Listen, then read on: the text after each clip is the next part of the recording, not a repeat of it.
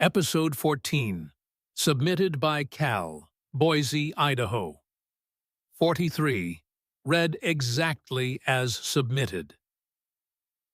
I lost my wallet on a Tuesday in the fall of 2009 in a parking garage off Bannock Street, and I did not think about it again until a man knocked on my door 3 days later and handed it back to me. He was maybe 50, in a gray windbreaker, holding it out flat on his palm, like something he'd been asked to carry and didn't want to. He said he'd found it in the stairwell of the garage. He'd looked at my license for the address. He apologized for taking so long. He'd been out of town, he said. I remember thinking that was a strange thing to apologize for, because he owed me nothing, and here he was on my porch handing back the one thing I most needed and had given up for gone. I opened it right there while he watched. Everything was in it.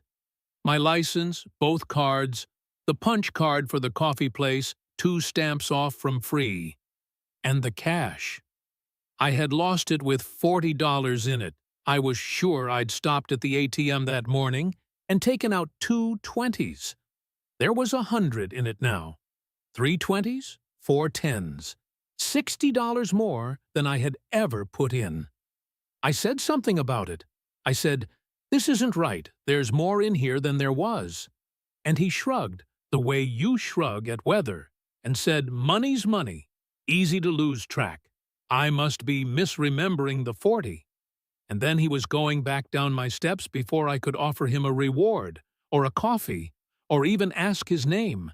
And I stood in the doorway, holding a wallet that had come home to me heavier than it left. For about 15 years, that was the best thing I knew about people. I told it at dinner parties. I told it to my daughter when she got old enough to leave things on buses, as proof that the world sometimes sends what you lost back to you, and sends it back better. I spent the $60. Groceries, gas, I couldn't tell you. It folded into everything else so completely, I stopped thinking of it as its own money. I did not think about the extra 60 again until last spring, at a block association meeting I only went to for the free coffee. A woman I'd never met, she'd moved onto our street a couple years back, was telling the man beside her about the honest stranger who'd returned her purse, found it somewhere, walked it right up to her door. And when she opened it, there was more cash inside than she'd been carrying. She laughed, telling it. She said it was the kind of thing that made her love this city, still, after everything. And then she said the other part, lower. The part she said she still couldn't square. A week after that, the spare key was gone from the hook inside her door, where it always hung. She never found it. She'd spent a year telling herself she must have moved it and forgotten.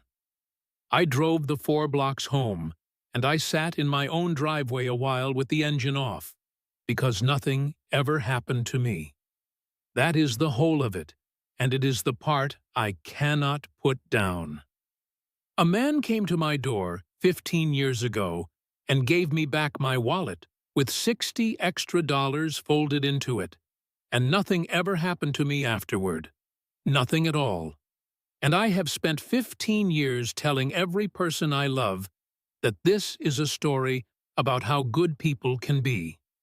I have a daughter who studies a stranger's face for the honesty in it. Patient.